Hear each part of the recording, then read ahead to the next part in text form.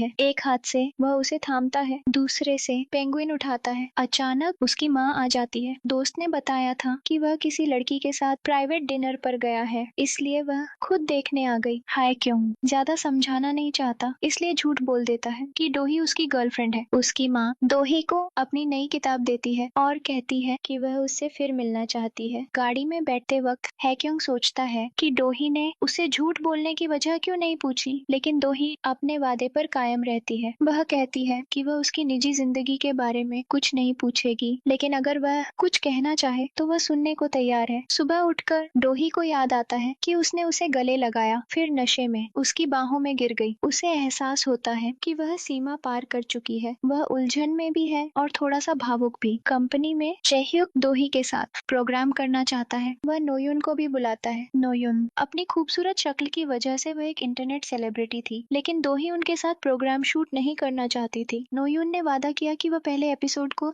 10 lakh likes तक पहुंचा देगी, क्योंकि वह हैक्योंग को शो में बुलाएगी। आखिरकार डोही इस लालच को ठुकरा नहीं पाई और सहयोग करने के लिए मान गई। जब डोही घर लौटी तो उसकी नजर उस किताब पर पड़ी जो हैक्योंग की माँ ने उसे दी थी। उसने जैसे ही एक पन्ना पलटा, उसमें पुरुष और महिला किरदारों के काफी नजदीकी वर्णन लिखे थे। यह पढ़कर वह खुद को रोक नहीं पाई और अनजाने में खुद को और हैक्योंग को एक दूसरे को गले लगाते हुए सोचने लगी। हकीकत में लौटते ही वह अपने ही ख्यालों से उलझन में पड़ गई। तभी उसे हैक्योंग का डिनर का मैसेज मिला। खुशनुमा डिनर के बाद दोनों टहलते हुए बातें करने लगे। हालांकि उनकी बातचीत में एक दूसरे की निजी जिंदगी की कोई बात नहीं थी, फिर भी उन्हें हमेशा कोई न कोई साझा विषय मिल ही जाता था। माहौल हल्का और खुशगवार था। हैक्योंग की मौजूदगी से डोही की रोजमर्रा की जिंदगी खुशियों से भरने लगी। उस सकारात्मक ऊर्जा को उसने अपने काम में लगाया। वह ठान चुकी थी कि बहुत जल्द एक हिट प्रोग्राम बनाएगी। लेकिन इसी बीच नोयुन के कर्ज की खबर टॉप ट्रेंड में आ गई। महिला सीईओ ने देखा कि नोयुन को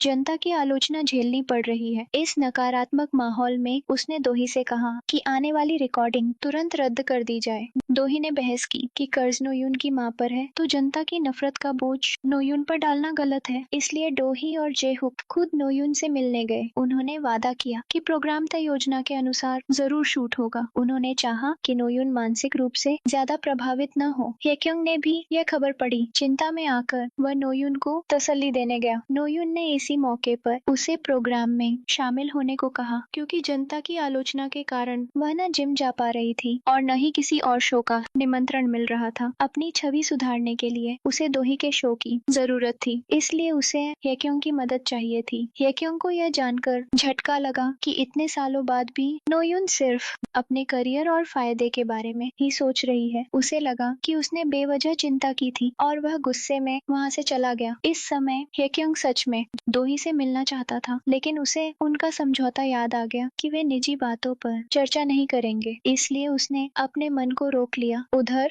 डोही अपने एक सहकर्मी के साथ खाना खा रही थी। उस महिला सहकर्मी को पता था कि डोही का एक खास डिनर पार्टनर है और जब जब डोही उसका जिक्र करती वह ऐसे खुश हो जाती जैसे प्यार में हो। इसलिए सहकर्मी ने अंदाजा लगाया कि डोही को उससे भावनाएं जुड़ चुकी हैं। जब डोही वॉशरूम गई तो सहकर्मी ने उसके फोन से हैक्योंग को मैसेज भेज दिया। जाने से पहले उसने कहा कि वह कल डोही को कैंपिंग पर चलने के लिए बुला रही है और सुबह जल्दी उसे लेने आएगी। अगले दिन वे कैंपिंग साइट पहुंचे। महिला सहकर्मी ने शराब लेने का बहाना बनाया और डोही को अकेला छोड़ गई। कुछ ही देर में डोही ने देखा कि हैक्योंग वहां आ गया है। उसे लगा यह महज एक संयोग है, लेकिन उसने तुरंत उसे वह मैसेज दिखाया जिससे साबित हो गया कि उसी ने उसे बुलाया था। तभी डोही समझ गई कि यह सब सहकर्मी की साजिश थी। जब आ ही गई थी तो वह खाना तैयार करने लगी। अचानक हैक्योंग ने डोही को बुलाया। हैक्योंग खाना बनाने में बहुत माहिर था, जबकि डोही को खाना पकाने का कोई अनुभव नहीं था। इसलिए उसने खुद ही मांस सेंकने का आसान काम ले लिया, लेकिन गलती से उसके कपड़ों में आग लग गई। हैक्योंग तुरंत दौड़ा और आग बुझाने लगा। हड़बड़ी में दोनों गिर पड़े। डोही सीधे हैक्योंग के ऊपर गिर गई। इस हालात में उसका दिल तेज धड़कने लगा। उसे लगा कि उसने सिर्फ आग ही नहीं बुझाई, बल्कि उसके दिल में भी आग लगा दी है। खाने पीने के बाद वे आराम से बातें करने लगे। डोही चाहती थी कि कोई टूटता तारा दिखे ताकि वह मन्नत मांग सके, लेकिन हैक्योंग